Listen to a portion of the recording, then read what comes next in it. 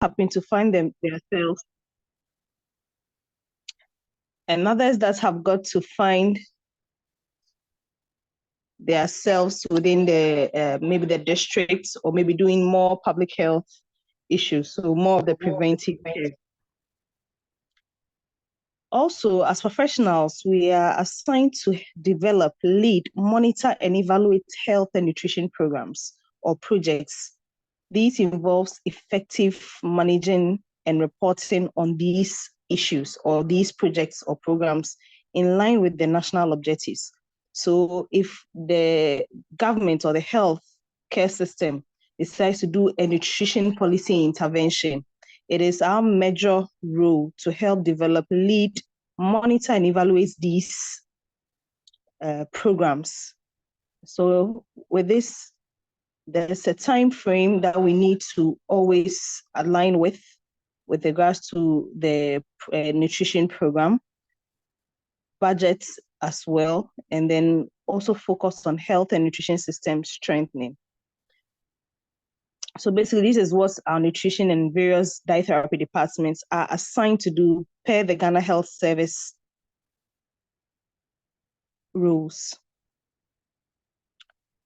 Now, why do we have to write reports? Why the essence of report writing? Writing a report is a way of communicating findings. I mean, whatever you do, the findings of whatever you do for one reason or the other, I mean, in terms of dissemination information for decision making, change of public opinion towards a particular trending or outbreak of diseases, or maintain a record of development. So whenever there's a report writing, you must bear in mind why you are writing the reports and who you are writing the reports for. And in our session here, we write the reports to our supervisors or the body that governs us, that is the Ghana Health Service. Now, this system, I mean, the Ghana Health Service has a block system, and we are supposed to help strengthen it. And in strengthening it, we need to have enough or adequate or quality data, because that is what is going to help in making certain decisions in terms of governance, in terms of information sharing, in terms of budget allocation, that is finances, in terms of even service delivery, how do we render those services, in terms of human resources, in terms of medicines and technology. So our reportage, how we report whatever findings or whatever work we do in our various facilities, helps strengthens this health system blocks. Because if you don't report on the cases you see well, definitely you are not going to have the impacts, or you can't send across the message you want to send across well. Assuming you just say, oh, now HIV is just on the high. If you just say HIV is on the high or in the increase, you virtually just said nothing. So let's go further and see why the essence of reports and correct capturing on data is needed and necessary. Now, there's a philosopher called William Edwards Deming. He says, without data, you are just another person with an opinion. Yes. So like I just said initially, assuming you just say, oh, HIV is on the increase, or diabetes is a non-communicable disease, it's on the increase. Well, you just say it verbally, it's just an opinion you've given. But without data, without any reportage talking about its prevalence, where you capture numbers and other things, it will not really send a message well to whatever system or whatever bodies that are supposed to make impactful changes in terms of delivering healthcare system.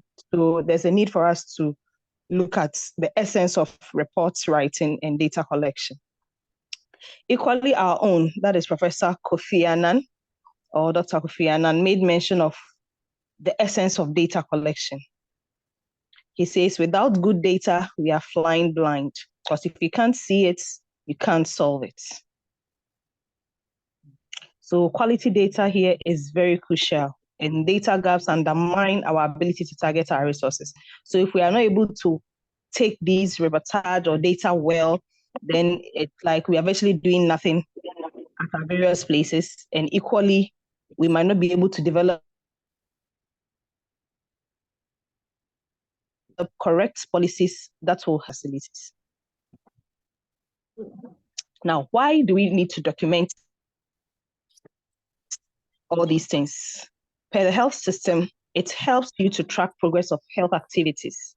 So whatever implementation that is being done in terms of the healthcare system management, maybe if it's malaria prevention, probably it's anemia prevention, because currently those are some of the nutrition programs that are ongoing: anemia prevention, malaria prevention, and others. So we have the micronutrient supplementation. All these are nutrition policies that are being running. So you need them to track the progress of these health activities. You need those reportage. You need to also, it helps to improve quality of health services. It helps you to also measure the impact of the interventions. So if we started the folate supplementation, has it been able to reduce the anemia within the adolescents group? So it helps you to, assess the impact of whatever that you do. It also helps you to assess performance at all levels, because this, from your various facilities, it goes to districts and region and then national. So it helps those at the top to assess the various performance at the different levels, from the facility level. So if there's a place they need to make any adjustment or improvement, it is done accordingly. It also helps ensure accountability. Yes. So when you write a report and you'll be queried on the report in terms of your performance, then it will make you set up well. It also helps you share ideas or knowledge.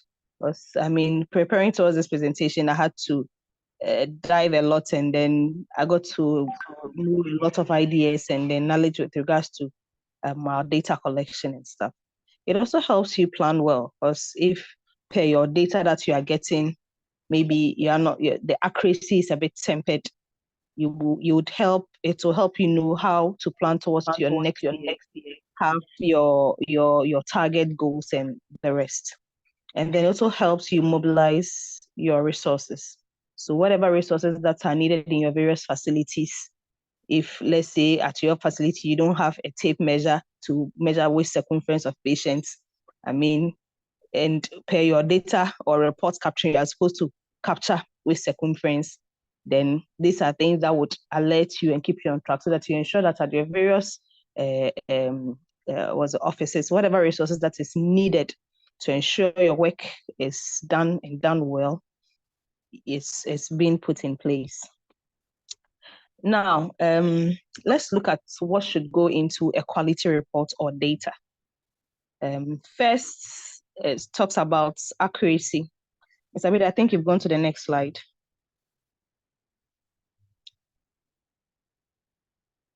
Oh, wow. Okay. All right. So I think that's okay. I'll just talk about it. So the quality of a data depends, or the reports depends on one, accuracy. Now, your data should be accurate. It should be correct. It should be free from errors, and it should be accordance to the national standards. So whatever data you are taking, you shouldn't just sit in your office and compile your own reports. If anything, you need to have maybe inform or relate with your health information officer, so that the whole facility as a place would have an accurate way or correct way of taking data. And then also ensure that wherever there are errors, you don't get a lot of errors in your data taking. So assuming, I remember there are some that's data collection, and you realize there are a lot of lapses. Some of them don't make sense. So you realize that if you go through it and there are any of these errors, it's appropriate to always work on it before your final submission, so that it gives a clear picture of what you are doing. So whenever you write your data, you write your reports, make sure it is accurate. Then 2, ensure completeness. So you're supposed to complete your report writing within a specific period of time. So you don't just wake up at any time to decide to write reports. Reports of a month should be at least completed fully by the 5th of the following month. So as we are in September, as we are going into October, September's report, at least by 5th of the following month, it should be ready and submitted. So that gives you a timely completeness of your report. Then it should be accessible. The quality of your data, it should also be an accessible data. So assuming if you don't just writing it in your notebook or maybe forgetting about it somewhere, the patient just comes, you take the referral, you see the patient, and you don't document anything on it, it becomes a very serious way of getting your data, because it'll be very difficult to get the data back. The patient is gone, and then your work outputs cannot really be assessed. Remember, this health systems we are talking about, the person probably to monitor you might not be in your various offices. So it is when you capture the data, that is what really says about what you do in your office. So it should be written either in your books, in the software system. Currently, a lot of facilities are moving from the written or folders to software systems. So we currently have a lot of, in the software, anytime it can easily be accessible. I mean, either the LIMS or the DIMS, whichever one, you can easily get it. And then it should be of relevance. So the data you are taking should relate to the purpose of which it is collected. So if you are doing a nutrition report, you don't go and report on something that is probably not nutrition related. Good. Then you should be consistent.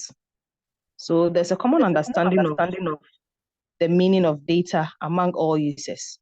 Now, reliably, it does not change when stored, but you should have this consistency.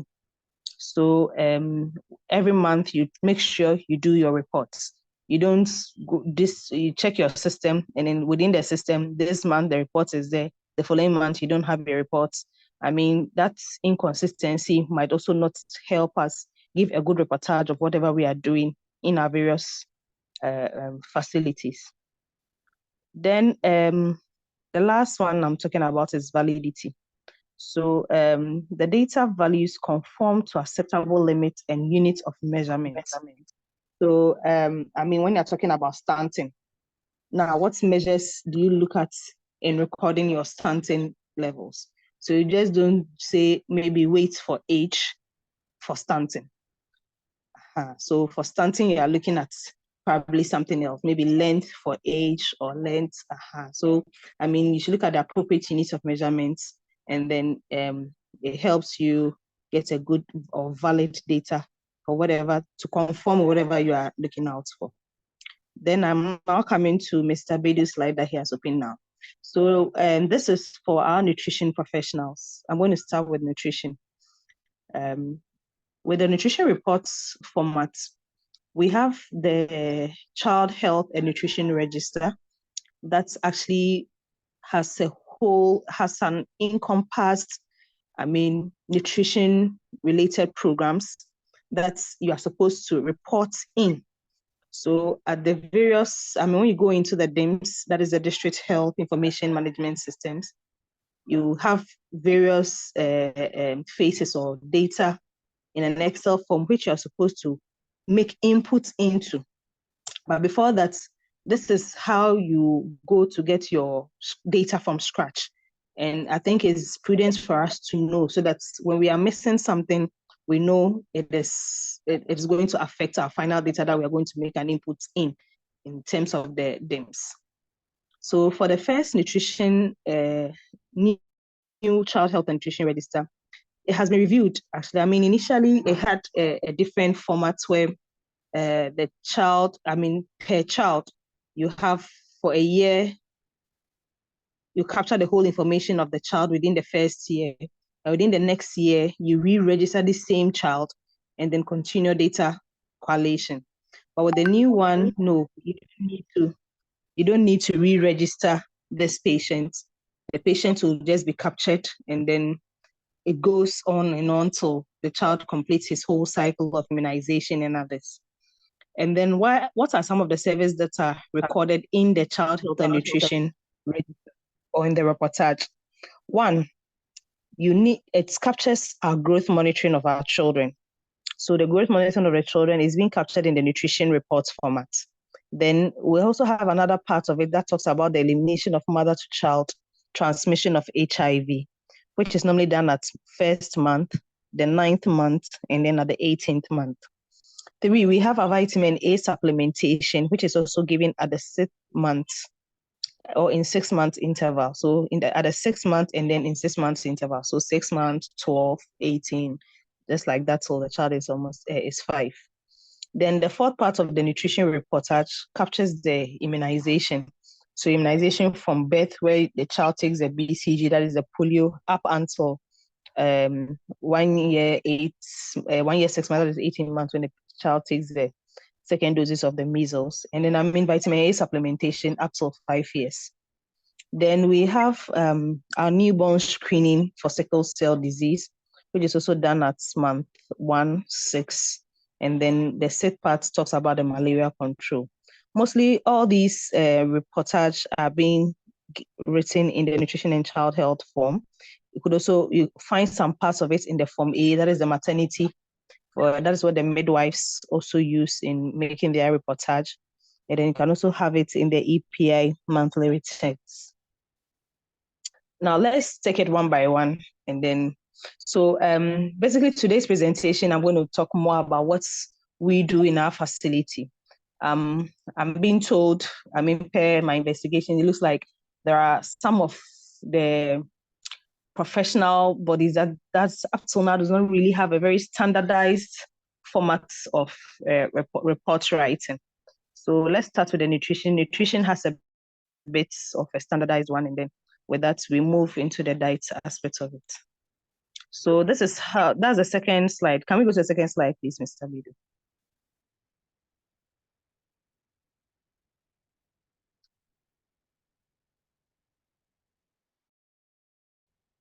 Please, to the second slide. Oh, thank you. So this part talk about how to register the child in the nutrition form. With the file that is given to the child on the first visit, you look at it should have a certain format. So the format is usually the number, the year. So first is the number. So if that's the first patient for the year, it goes like 001. Then the year comes 23. So if you begin a new year in an existing register, you start the registration number from 001 again. So the registration book is a very big book. So assuming if 2023 is over and yes, so there's still space and you still have to continue. For the following year, you still need to continue. You still need to start from 1 because it's a new year. You don't continue, assuming if 2023 ended at 1,000, you don't continue at 1,001. You start at 1 again. So that is how the registration is being done for the children. Okay. Now let's look at the second. That is the growth monitoring. So the next slide.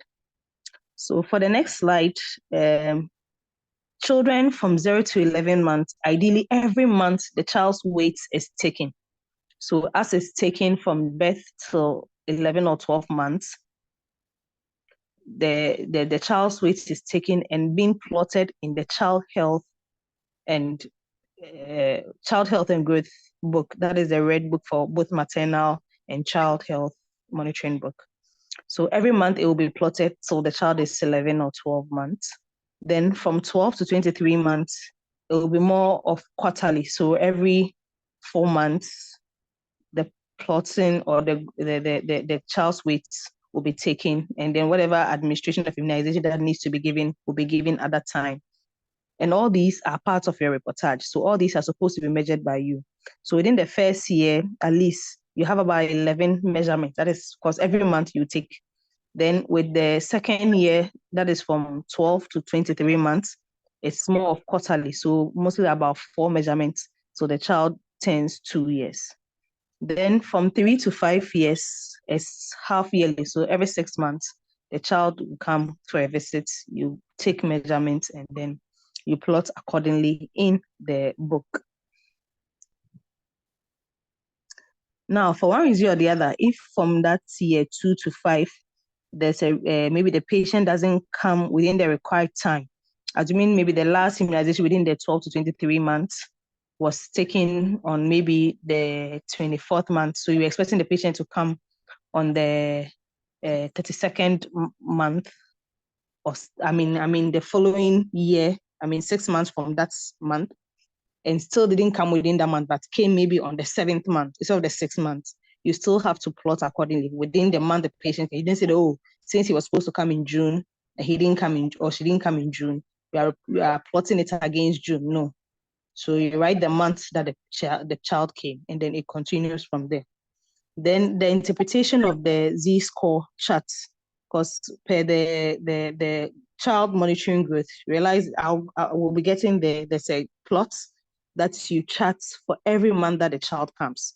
And it also helps you assess the nutritional status of the child, because it has an aligned Z-score plot that reads or assign the child's nutritional status, either from -3 or less than -3, less than -2, or greater than -2. Now, if the child is between greater than -2, then the child is a normal child, so falls within the normal circle. But the child between -2 and -3 is a moderate underweight Z-score. Then for those that are between the -3 or less than the -3, they happen to be severely underweight. So there's a graph of it, and then I think it'll better explain what I'm talking about. Oh, good. So that is, I think, the next slide. Can we please go to the next slide, Mr. Bedu?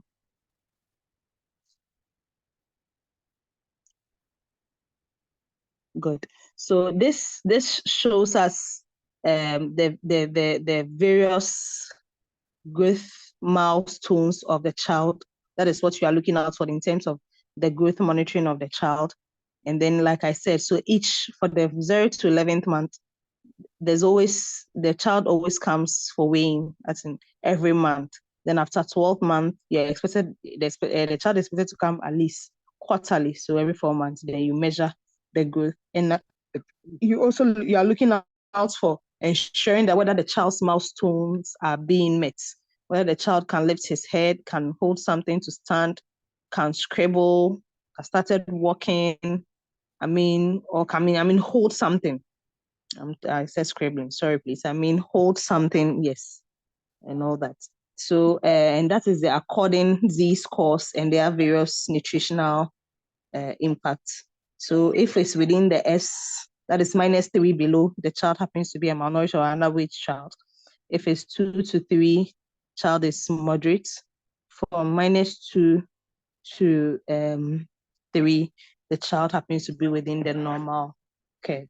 So with that, it helps you be able to capture your data well.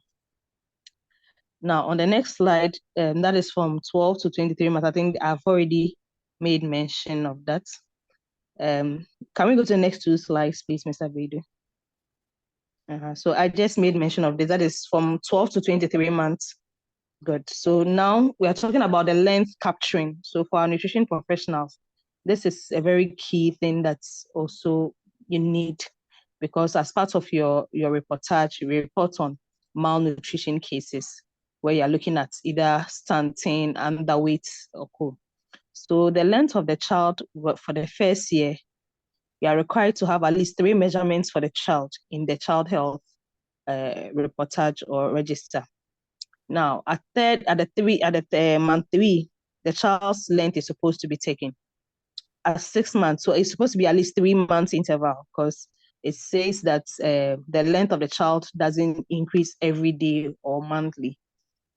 So it's roughly within, the spats is roughly within 2 to 3 months. So the public health protocol, we do it every 3 months. So for the 3rd month of the child, the length will be taken. 6 months, it will be taken. 9 months, it will be taken. Then after 2 years, the length will be taken at least quarterly.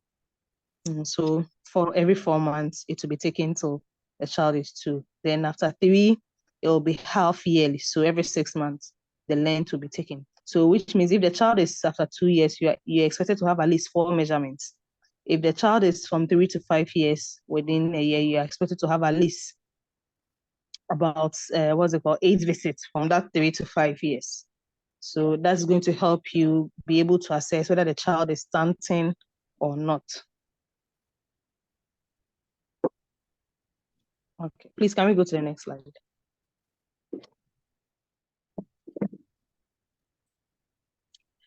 Then at 6 months, a part of the nutrition report format that talks about complementary feeding. Per our feeding protocol, from 0 to 6 months, the breast milk alone is enough to meet the child's nutritional needs completely. But after 6 months, there's a lot of deficit in terms of the stores and then even the nutrient availability in the breast milk. So after 6 months, there's a need for you to complement or start complementary foods.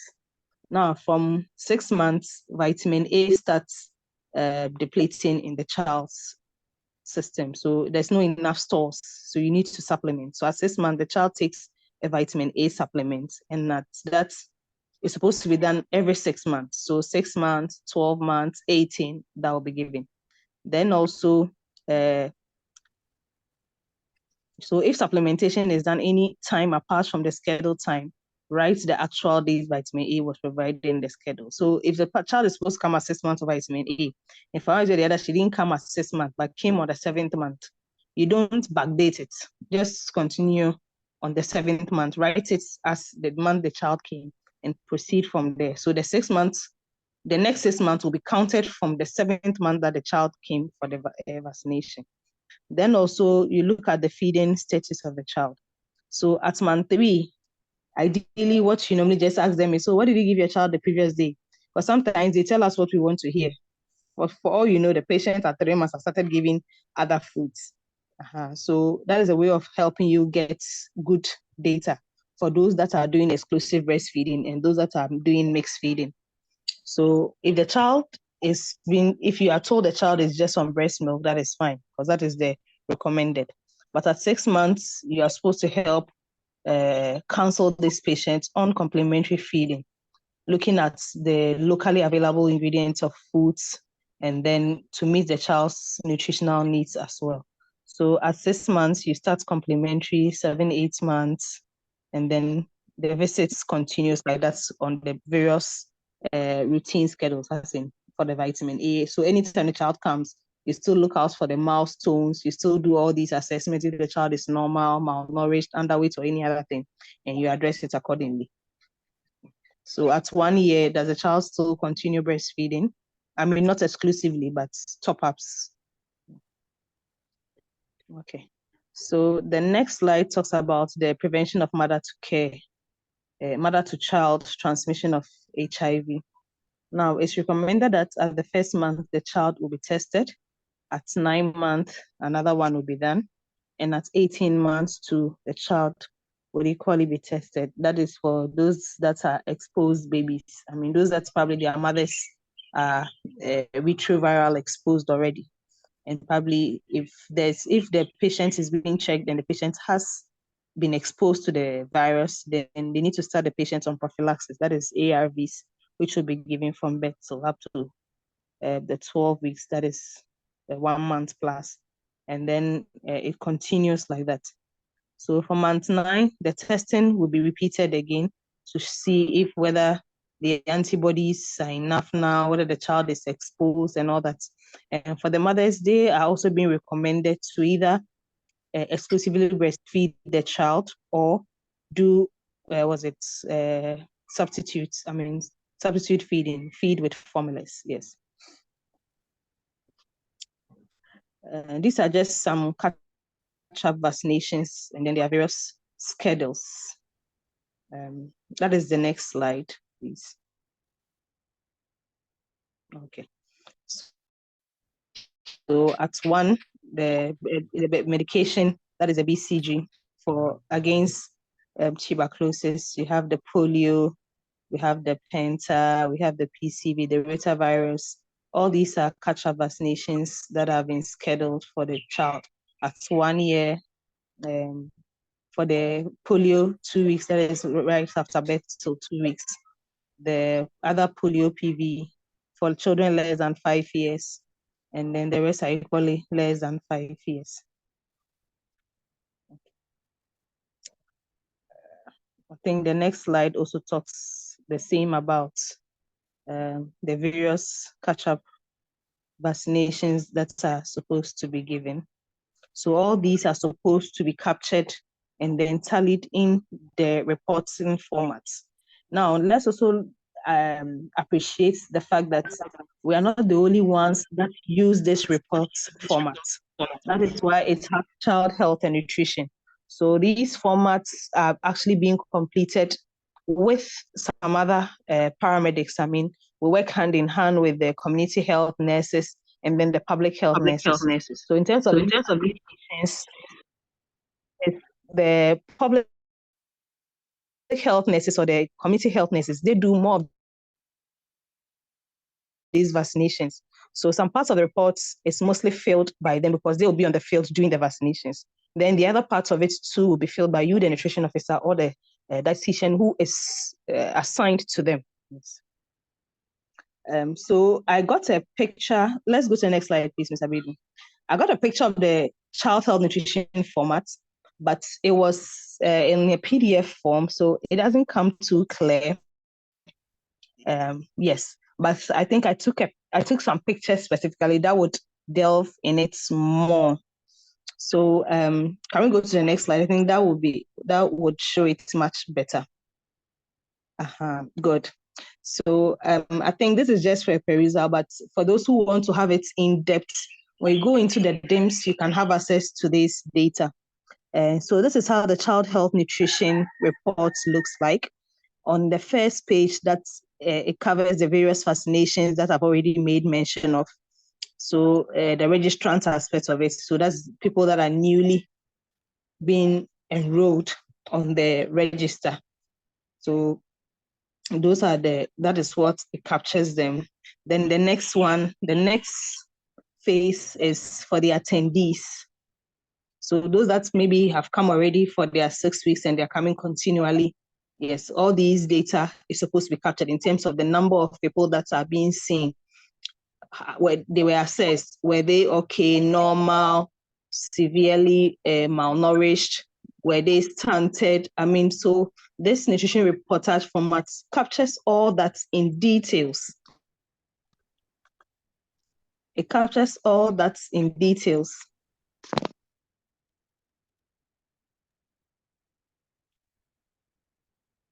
I wish I could get a bigger. Okay. Oh, please go back to that. So we are still talking about the nutrition good. So like I said, the registrant talks about the patients that came and were assessed who took their polio vaccination and all that. So you capture them bit by bit. And the attendees, so those that have come the second time or the third time or the fourth time, they are people who have already been registered but had come again. So they are the attendees. And in all this, you're supposed to assess whether they were normal, they were moderate, or they were severely underweight. So all this should be part of a reporting format because this is what will go into the DIMS, and that would also even go straight into the scorecard assessment. Then there's another page of it. I think you've gone to the second slide, still to the back one.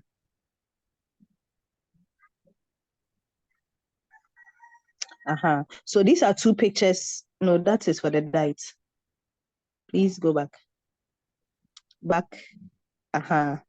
Okay.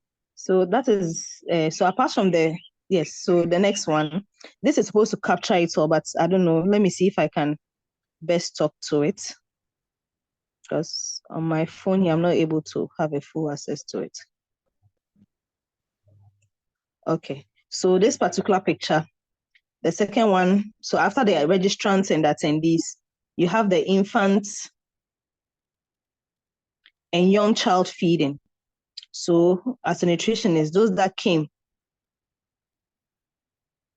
from 6 months, were they being exclusively breastfed? Even at 6 months, when you know breast milk alone will not be enough, you're supposed to report the number of patients that you saw out of the total that came at 6 months.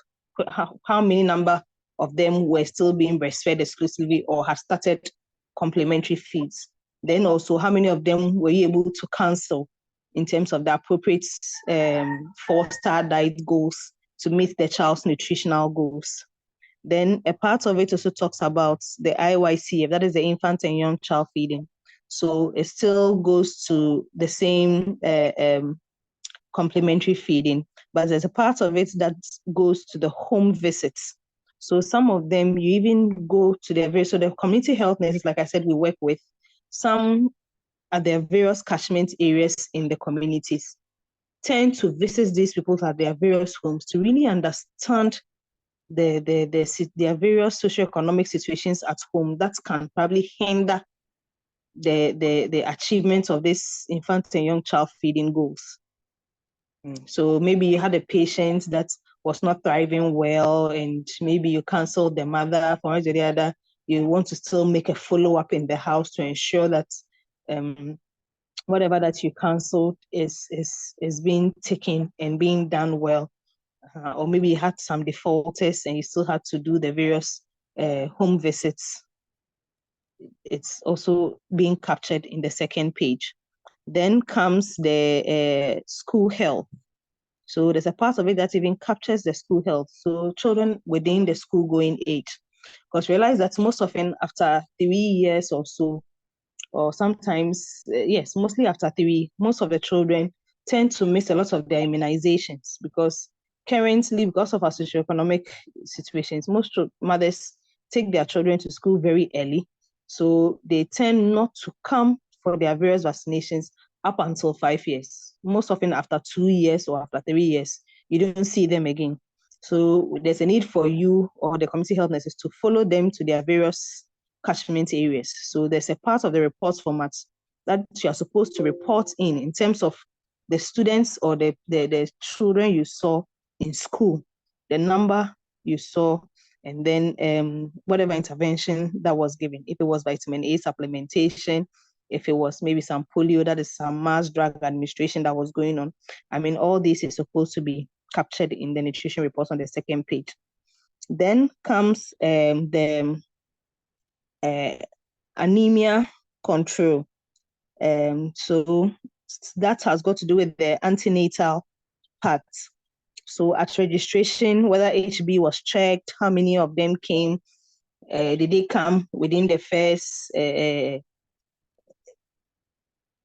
weeks? So 18 weeks and below, did they come within maybe from 20 to 36 weeks? Did they come even after the 36 weeks? Because some mothers or some pregnant women do not go to the hospital early. They wait until the latter part of pregnancy. That is when they go to the hospital. And when their HB levels happen to be altered, sometimes it becomes a bit difficult to meet up. Because research shows that patients that are being captured at the early stages of pregnancy tend to have better or improved anemia levels than those who come at the later or the latter stages of pregnancy. So this data is supposed to capture those that came. So those that came within the first 18 weeks and below, those that came from 18 to 36 weeks, and then their various HB. So those that had HBs less than 7 grams per deciliter, or those that had HBs less than 11 grams per deciliter. So all this, the numbers are supposed to be captured in the nutrition format book, the reports. Then another part of it talks about the girls and iron folate supplementation. Remember, I made mention of us being anchors to the nutrition programs that are being implemented nationally. And part of it is the girls iron and folate tablet supplementation. That is a gift. This is targeted towards the adolescents because researchers showed that, reports showed that the normal adolescent girl, about 80% of them tend to be anemic within that age because of probably menstruation, poor eating habits, and other things. So there was a need for a national policy to be taken. And with that, the girls and iron folate tablet supplementation was enrolled. And for them, they are supposed to be captured. So those that come, ideally was supposed to be given to the various, secondary schools. But I think after the time the program was also rolled, came coronavirus and it altered it a bit. So at a point, their schooling was a bit, they were running shifts here and there. So its implementation became a bit compromised. But even with that, at the facility level, those that come, or the public health nurses, some are being assigned to go to the various communities to help disseminate or administer the iron folate supplements. And sometimes too, we go still to the schools again with the SHIP coordinator, and then it is being given. So in all that, there's a part of it in the reports that you are supposed to give the various numbers to. So the new cases, the old cases, those that had probably been, what's it called, examined or had tested for HB in terms of full blood count. Because for the implementation, you don't necessarily need to assess the patients before, but for some of them, they've been assessed, as in they've undergone certain medical laboratory tests before the implementation of the programs or the implementation of the medications. So with that, you write it there. And then also, there's a part of it that also talks about those that have been gone out, because it targets the adolescents. So which means the very moment you get to your adult age, you are supposed to be out of the program. So how many of them did you enroll? How many of them were out of the enrolled program? All that check in the nutrition reports format.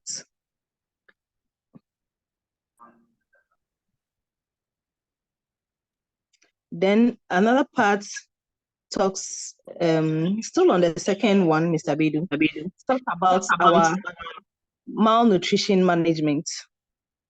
Yes, so there's a part that talks about nutrition management. That is children with severe acute malnutrition, CMAM.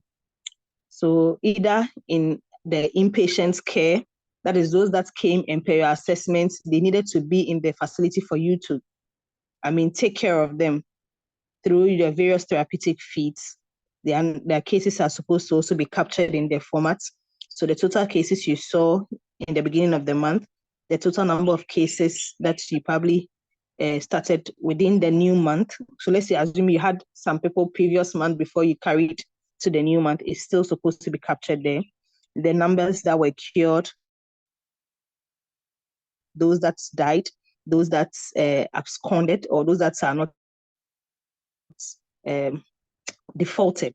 So maybe they've left or they are not coming for reviews well. And then those that are fully recovered. So there's a part of it that's also, you're supposed to make an input. So all these are supposed to be part of your reports. Then those that you've enrolled on the outpatient program, because for your inpatient care, most facilities do not rehabilitate fully till they're 100% recovered. So maybe upon 30% or 70% weight gain, you decide, and then medically the patient is okay, you decide to discharge and now continue on outpatient care. All these needs to be captured in the nutrition format. So there's a portion for it, again, that talks about the numbers and the various interventions on outpatient care. Okay, please, we can now go to the second report.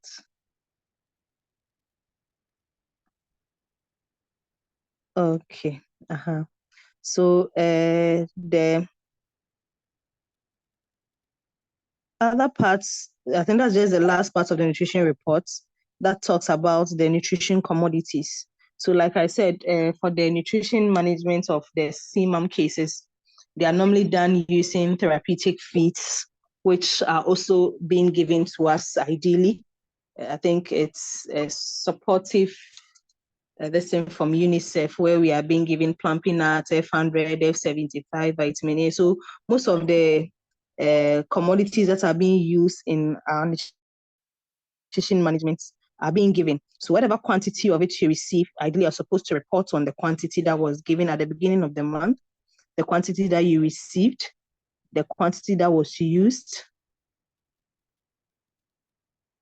the quantity that was probably not used, that is the wasted. Then maybe those that were expired, you also need to capture all these in your nutrition report formats. Okay. Then to the next one. So like I said, this format can be found in the DIMS. So you can easily have access to it and ensure your reports accordingly, depending on the what you see in the DIMS, so that your reports will be accurate, and then it would render the services that it's supposed to. Okay. So on our next slide is that of, I think for this report format, I got to know of it within, I think just 4 months ago, when my health information officer brought the formats for us to start filling. And I think it's captured, because prior to that, in terms of our dietetic practice, each facility has his or her his own system of reporting. I think I was preview to what we call the Health Pro. Then apart from that was the LIMS, that is the Light Wave Health Information Systems. Then coming from Tema General, we also had our own way of reports where we just target the number of cases we see and then the various conditions. So with that of currently on the DIMS,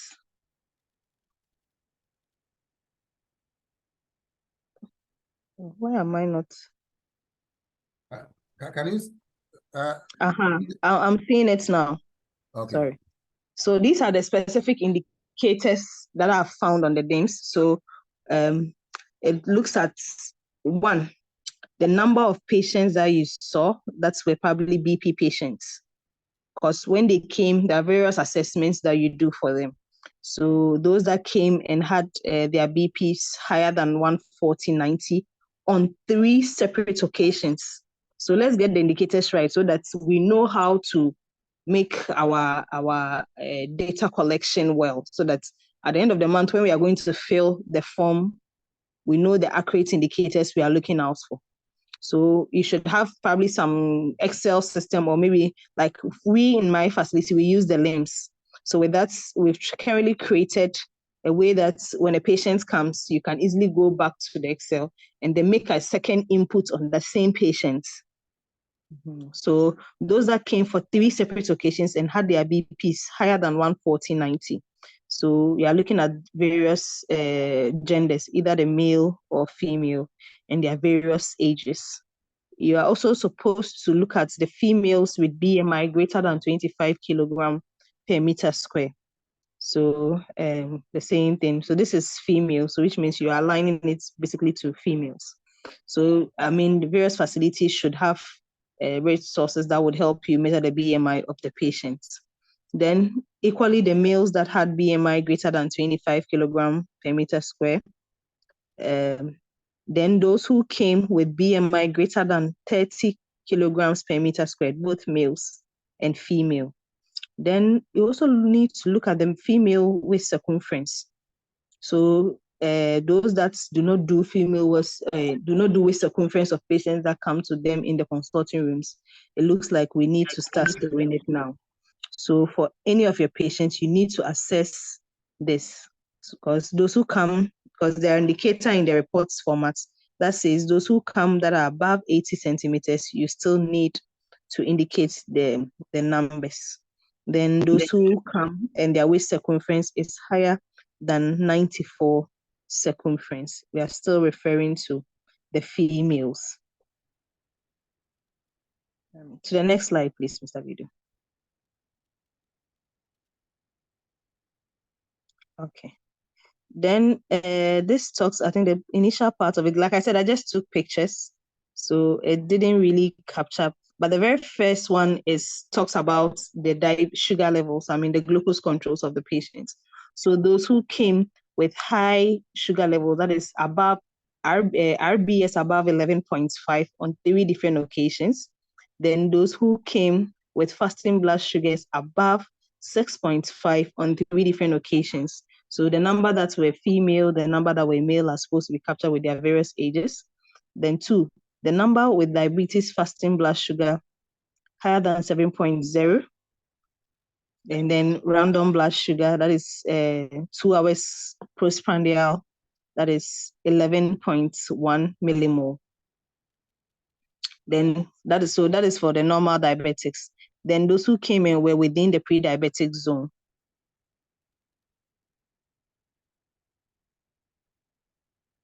Those who came within the pre-diabetic zone. So those who came and then their sugars were within the 6.1 to 6.9 or 7.8 to 11 millimole high. Then it talks the last one. There's a last slide that I couldn't add. And that is the last reporting format that talks about the total number of patients that visited the dietherapy unit and other conditions.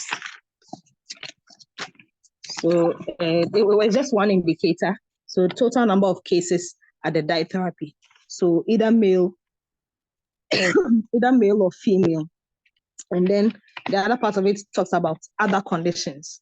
It looks like, for my little research, the dietary aspect of our reports format hasn't been too standardized. So I think going forward, our seniors can go through it well, and then we'll have a very standardized, because this is what I was able to find on the DIMS, and that is what I'm reporting on. Okay, so you can have a short health break and drink some water, then you can continue. Habiba. Yes, please. Are you okay to go on? Yes, I am. Okay, all right. So, so the others that I said, the last part of the dietary reportage, for my facility, this is what we do. Take the various sex, or let me say genders, and then the new cases we saw, the old cases we saw, and I mean the various conditions, because per what is on the DIMS that we have access to in terms of our inputs, it just covers the BP, that is the high blood pressure levels, and then the sugar levels. So, but we see more than those two cases. So we still need to report on the other cases that we see. And so this is how we report on it. And then that is how it's been captured in the system. So, I mean, the various stroke cases, the Burns cases, the dyslipidemia cases, the obesity cases that we're seeing, those that were on outpatients and those that were inpatients, their total numbers in all. So please see the next slide.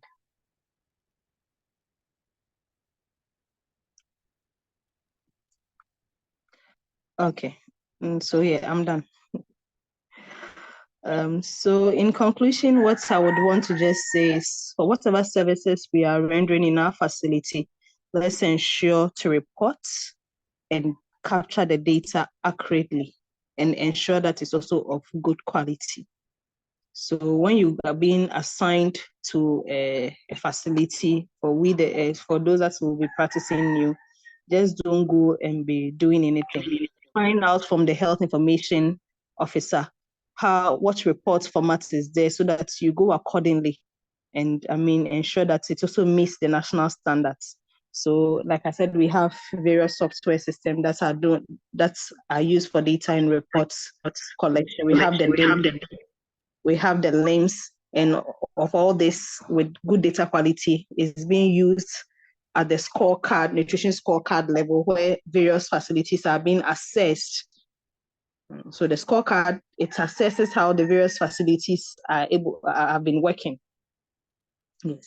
And then also, currently, it looks like there's always an upgrade of these systems, because when you go to the DIMS today, what you might see in the next 3 months might be a bit different thing. So there's always a change in the reporting formats, and there's a need for us to periodically ensure that at least we are signed in, and then know the current trends and reports accordingly. Thank you.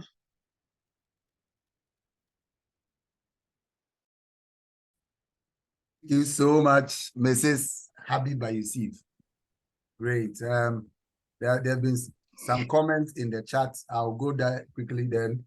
I'll now come back to the people on the call now who would want to ask questions. So you may raise your hand if you want to speak. Then I will let you in. Pelbansa says, thank you. All right, so I think, let me go up a bit. So we have Hudu Al-Hassan. He's asking, he said, how do we calculate the monthly and annual coverage of for CWC attendance?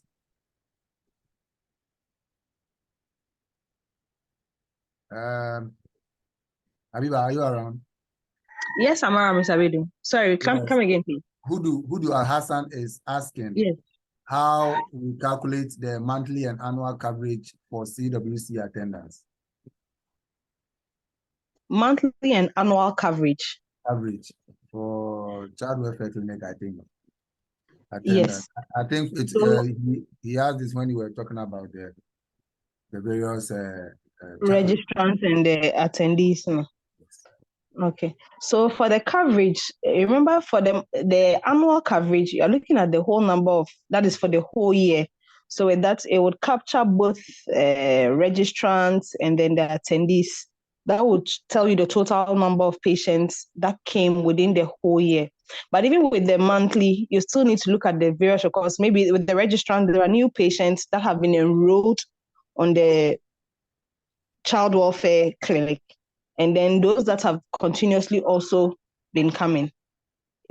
I mean, those are the two numbers that you need to look at to get both monthly and annual attendees. Okay, thank you so much. We have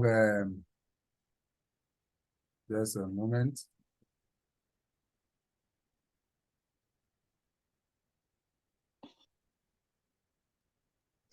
Okay, so we have Eric Anku. Eric is asking, I'm wondering why the sex-specific indicators have male and female cells. Would that not lead to potential wrong entries? It looks like the environment we find ourselves, it will still be these two until it is legally, until the others are legally accepted. No, I think he's rather asking that the indicators that are supposed to be male specific. Yes. There were male and female entries there. Yeah, I think it was a mistake that was in the system, because I think I realized that even with the dietetic one, that says male less than 25, yes. the males with BMI higher than 25 kilograms. I realized there's still female there. Yes, yes. I think it was just an error, but that is how it is on the DIMS. On the DIMS, so yeah. I think since the indicator says male, you will just have to fill the male in for the male and omit the female aspect of it. Yeah, I think, please, is Chief here? Chief, Dr. Atta. Dr. Rubiata. Okay, I think she dropped off. I know there's a lot of work going on the various parameters for the dietetics session. You know, at first it wasn't there at all. Yes. Yes. Now it's work in progress. So I know they will. Because I found out that, so even the other health indicators, stroke patients, this lipidemia patients, they are being captured, but on a different phase. So we don't have access fully to it. Wait, exactly. Well, I think some work is being done on that to grant access to all. Yes. Okay. All right. So Eric is asking again, and the age aspect as well. Not all indicators are applicable. Yeah. So Eric, they are all anomalies that are to be corrected. So whilst we work on it, it shall be corrected. This is GAN President Kingsley Prekum. So why not equip our facilities with body balance analyzers? Do you have any say here, Abiwa? Yes, please. I think at my facility some months ago we did a present. They did a what's it called, health screening, and it looks like most of our colleagues, I mean our colleague health workers, happen to be obese and all that, and they were all, I mean, lamenting about it. There was a need. I think now all facilities at least should have the BIA analyzer. It would help in giving a better what's it called, nutritional assessment or nutrition focused findings. Okay. I think the BIA is needed. Yeah, so what would be your advice to those who don't have at their facilities? Do we have facilities? Are the facilities supposed to get it for the various departments? Yeah, so I think if you're able to make a strong case, they would get it for you. Because for ours, right after the presentation, the medical director just inboxed me that, I mean, what do we need to take to get it? And I mean, we should get her 3 invoices, and we did that, and I mean, we're able to get one. So she even got it. I don't know how, because they said they will have to still go through procurement. So they got it, and then we had it in the office. Okay. So if you're able to, so we need to get involved in a lot of things that goes on in our various facilities, and then make good reportage. So if you don't report on it, because at my facility like this, anytime my director goes for nutrition meetings, and I mean the scorecard comes, she's always on her toes. She doesn't want any indicator red. So I mean, she tries and ensures that whatever that is needed to ensure that, I mean, they are always scored, either is it green or so. Yeah. It makes them happy. Okay. And in doing that too, you need to be heard. And how are you going to be heard? You need to get involved in a lot that goes within your facility, and then make the correct reporting. Because if you don't report well, that it would always look different at a different place. That is, I mean, whatever data. So if only your hospital is using the software system and it's in either the LIMS, it means that nationally, whatever input you do is going straight nationally. So if you make a wrong input or you don't make an accurate input, it indirectly or directly affects you. Okay. So you need to be very, very sure of whatever. So, I mean, let's be cautious about our reporting format. So if it's the software system, ensure that whatever you do, you report on it, so that gives a better coverage of it. Okay. Thank you so much. Nice one, Habi. That is from Nana Asmawi. And Pearl Bansa said, well presented. Then Pearl Salome, the Battle of the Pearls. It's a great presentation, Adi Habiba. And Paulo Kwampa said, great presentation. You are having a lot of thumbs up. John Inso Afindana, great presentation. And kindly reshare. Okay, we'll share the link very soon. Okay, we'll share the attendance list again. Coverage are calculated using the population, children 0 to 5-9 years in a year. Okay. We have okay, so per Salome, I think it's a contribution. There's the NCD scorecard, which captures data on the NCDs as well. Unfortunately, not all nutrition professionals have access to it. Okay, so I think for the DIMS, we are really working hard to make sure that all that we do, we can still have access to make input. So, Pearl, I think it's a great input here. We'll look at it, and I think the nutrition directors and the dietetics chiefs are all here, so they can look at it and work on it for us. Thanks for the input, Mamaga. Yeah, and Samson said body balance analyzer. It's okay. So Samson is asking, is body balance analyzer same as body composition monitor? Sabiri, this one they have to help me. All right, so okay, so the body composition monitor is what we use for the fat distribution and skeletal muscle analysis. But the body balance analyzer, I don't know. I've not heard of it before. I've not heard of it before. Samson, do you have, what is it? If you have input, you can put it in the chat. Let's look at it. Or Presido, please, is it a different measurement tool, or you actually meant the computer monitor? Please kindly get back to us. All right. Deborah said great presentation. All right. So Nana, your hand is up. Please, you can unmute and speak.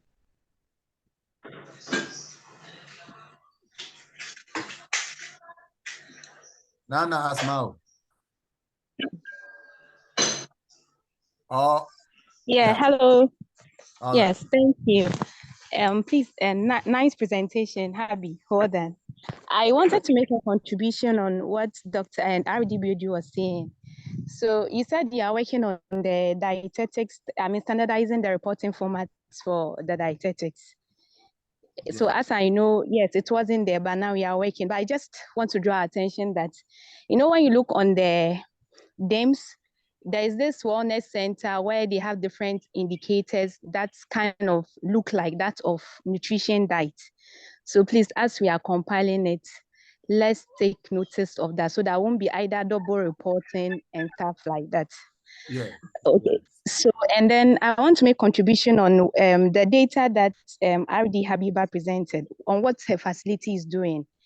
And I saw new and old.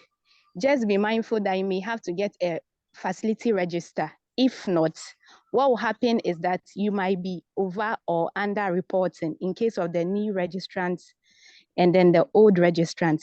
Those days, the nutrition reports, we used to do that. But now, that's why, how come now we have the registrant? So that you don't, how do you call it? Double count an individual. One person more than once. Because there's a possibility with what I have seen you capturing. And then lastly, the recommendation that I want to make is that whichever reporting format or software that you are using at a facility, it's very important to make them link you up. There's a way they link it up direct to the DIMS 2. If not, the work is not easy. You'll be entering this at the end of the month, then you go back and enter that. Because we are doing so much as nutrition officers and dietitians, but if we don't capture the data, they don't see what we are doing. Yesterday, I was trying to collate a data on hypertension. You can see we are doing a lot, but it's just the whole country. You could just find some few people who are reporting.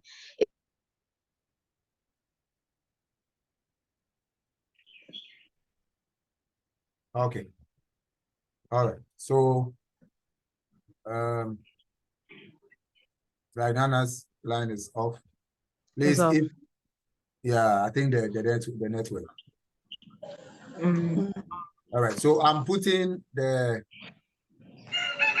forms back into the chat. Those who are here to fill, please fill it and ensure that your HPC number is correctly put. Good evening. Are you the one who brought the tools inside? Which two? I'm expecting some. All right. So thank you very much for the inputs, Nana. All right. So please, I'm putting in the chat box those who are yet to do. Yao. Okay, Yao. If the data is not captured, the work was not done. Let's do well to ensure our tireless work is documented in the routine data. Sure. And normally, like Habiba quoted, if there's no data, you haven't. You can't do anything. Yes, you can't do it, and we will not be known. No. You'll be there, and when you go and you want to get more people to be employed, they'll tell you, what are you doing? The data doesn't speak for you. So please, maybe some of you didn't know that, or you have not been feeding the DMs yet, especially the dietetic professionals. Please kindly go to the DMs and populate it for us. There are a few issues there, but we are working on it. It will be corrected. Yeah. All right. I think there are no more questions here. I'll put the form, the attendance form there. Please, those who are yet to fill, kindly fill it. And having done all those, I think it's been a very, very, very important session. I think we'll be doing this almost every year. Almost every year. Yes. So, Adi Habiba, sit and stand well. And your other colleagues as well will be coming to you. Yes. Before we wrap up, we have as I said earlier on, the COND organizing committee here. Adi Mensa, please kindly unmute and speak. Yes, sir. Is my boss Hardy Wise? Okay. I think he left. I don't know whether he's come back. Left. All right. Okay. So I'll just, I guess, quickly fill in for him. Good evening, everyone. This is just a short one. Thankfully, we are getting close to our biennial congress, which also happens to be the same time that we'll be having the COND, which is the Conference of Nutrition and Dietetics, and our AGM. And so when you are coming to Kumasi from the 17th, you're actually coming for our biennial congress, and you participate in the conference and then also in our AGM. So we have over 300 of us who have registered to participate, close to 350 or so of us who have registered to participate, and that is impressive. But we know that there's still a lot of people who want to do that. So please quickly go to the cond.gandonline.org website and then fill in the registration forms and follow all the necessary procedure to register. We, at the last check, we have sent a letter or letters to facilities, including the Ghana Health Service, to enable facilities to permit us to attend and also provide the necessary sponsorship. At the last follow-up, they are feverishly working on it. So God willing, before, I mean, not too far from now, we should have the letters. Once it's ready, we even put it on our platforms for you to know the letters are ready. Your facilities or districts will probably have it, and then you can quickly raise the necessary correspondence, whether a memo or something. I don't know how you do it per facility or district, and then assess the benefits and the permission as well. The last thing we want to also say is that during the COND, we have created opportunities for people who want to take a stand or mount their products, good nutrition related or food related, health food products. And we are aware that quite a number of us are in one of these businesses as side hustles, which is good. Thankfully, dietitians and nutritionists are very entrepreneurial, and we want to use that as an opportunity to also give access to our own people to participate. So if you are interested, just get in touch with RD Wise. He's back online. He'll put his number on the chat right now for you to call him if you are into any of these products or services that are related to nutrition. He will just call him, and then he will take you through the process, and then at the Congress or biennial Congress, you will have a stand at the lobby of the conference center in KNUST, and you exhibit your product, so you don't have any problem. So he's put his number in the chat. Just call him, and then you'll be able to do that. We're expecting everybody. we are expecting everybody. This is our own program. This is one of the, or this would be the major opportunity we have to now meet each other, collaborate, and then do a lot of things together.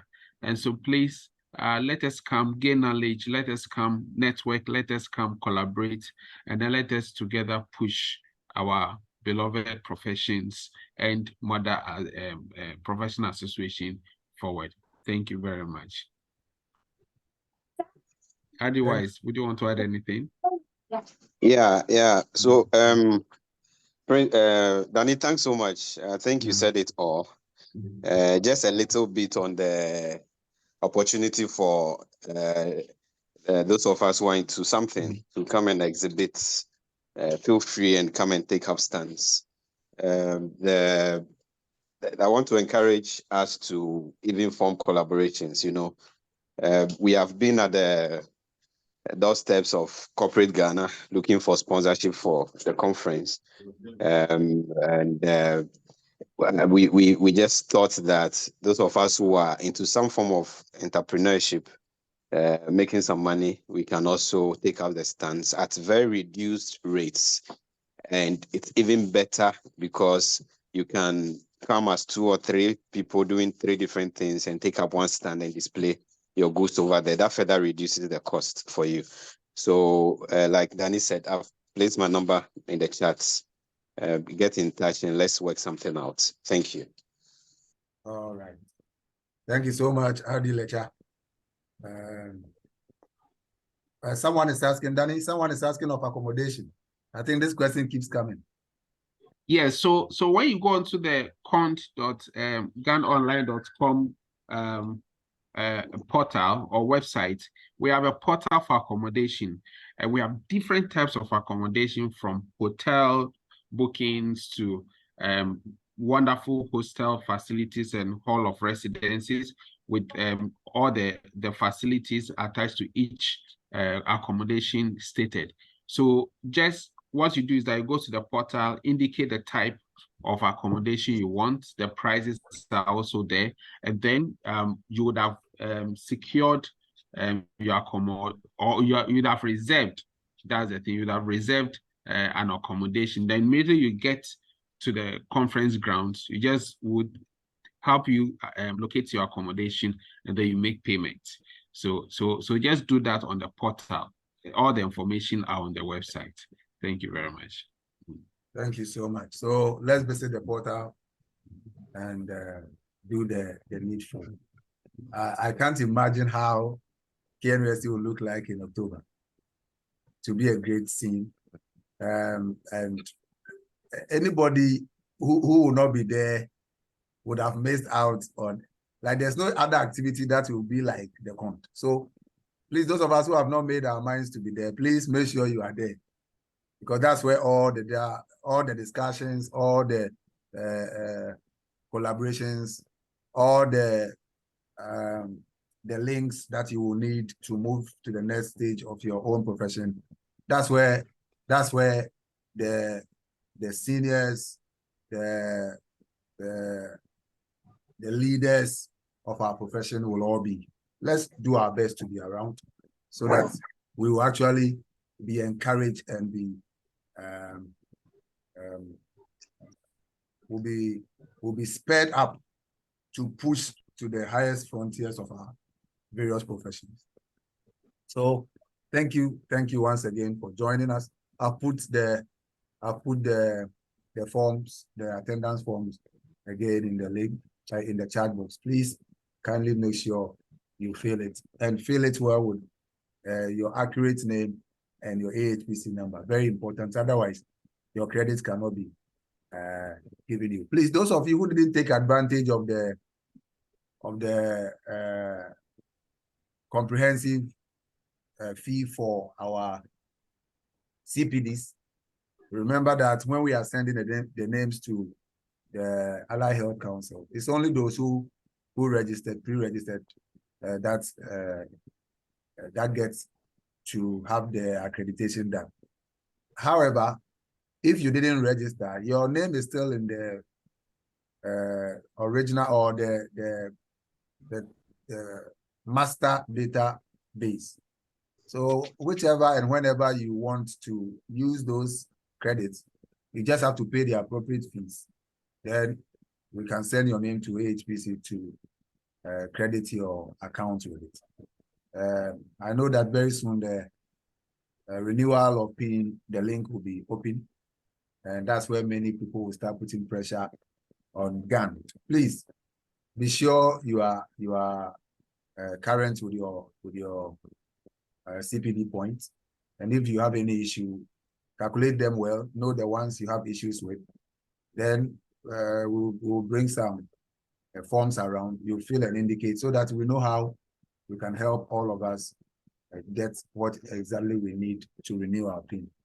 But if you have not attended any at all, please don't come with any petition. We don't give credit to those who didn't attend CPDs. That one is not, it's against our ethics. So please don't come with any petition with that regard. But if you attended but did not pay, you can always pay and get your credit as well. Thank you so much. And RDB, thankfully, yes, the COND is 8 points. So if you have some deficits, those of you who have missed out, the COND is 8 points. So apart from the fact that you get all that there is in nutrition and dietetics at that program, you are still getting 8 points also. Please make sure you attend and you get. It's very, very important. Very, very, very important. All right.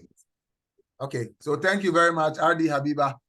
It's been awesome. Your presentation has been great. I've learned a lot, and I believe that I will use the general reporting structure will be modified, and I believe many people have also learned, and those who have not been using the games will begin to use it. All right. Thank you very much. God bless all of you. Let's implement what you have studied, and let's make GAN great and strong. Be the best nutritionist you can ever be. Be the best dietitian you can ever be. God bless us all. All right. So I will wait for about 5 minutes. Then I'll close the call. Please, okay,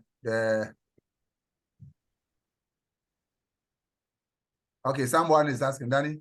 Someone is asking whether you can do something for the conference to be attended online. Is there an online session? No, not at the moment. We want to see everybody. Yes. Well, even people from outside the country are coming. So yes, we want to see everybody. Yes, so we've not made provisions for online. Okay. Okay. All right.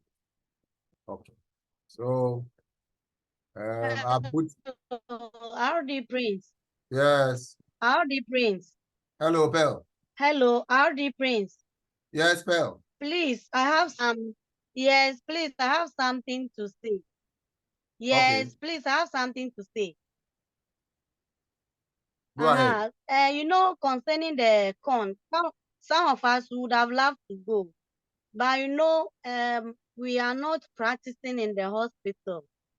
So asking for permission for that long period will be very difficult for them to grant it for us. So I want to plead that consider those us in the classroom setting, and it will be very convenient for us to attend. That is my suggestion anyway. Okay, so I think yes, it's a great concern. So Pearl, I think the first thing to do is to ensure that you register. Yeah. Register, okay?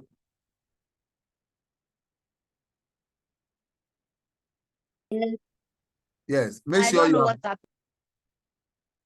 have registered, okay?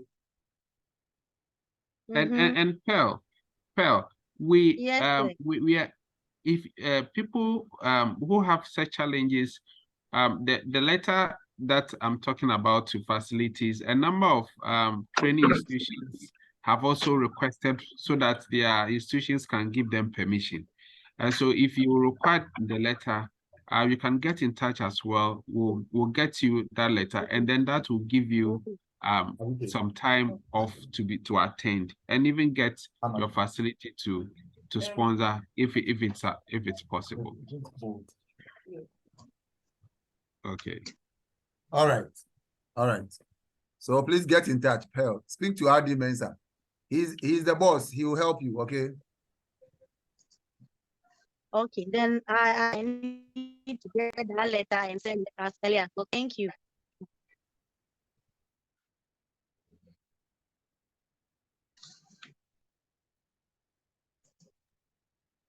Okay.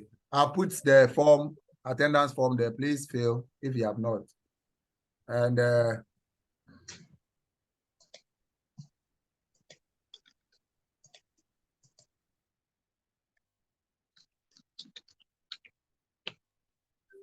is Adi Kasim here?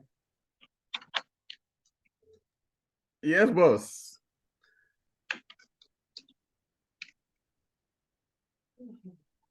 Boss, I'm here.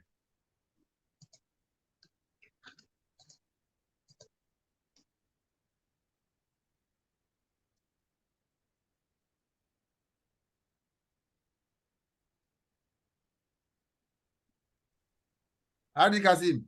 Yes, boss. Yes. I saw you, then I was looking for you, then I thought you had left. No, I'm here. How's UCC? Yeah, we are doing well, boss. Thank you. I hope all of you are coming to COND. Sure. Okay. Yes. Okay. Plus our students, so we are coming. Sure. Yes. It's going to be great. And let me thank Abby Dani for, I think, some of the institutions like the I think Madam Pearl asked. Yeah. They also they have such concern, so they contacted me, and then I contacted Abby Dani, and they were able to do a very nice letter to their institution, and hopefully they are even going to be sponsored. So thank you so much for that. Yeah. Thank you. You're welcome. You're welcome, Lord. Thank you for the great support. I wish tomorrow is COND day.